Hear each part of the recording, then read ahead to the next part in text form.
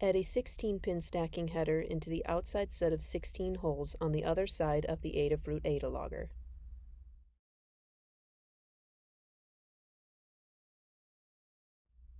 Add a 12-pin stacking header into the outside set of 12 holes on the Adafruit Adalogger.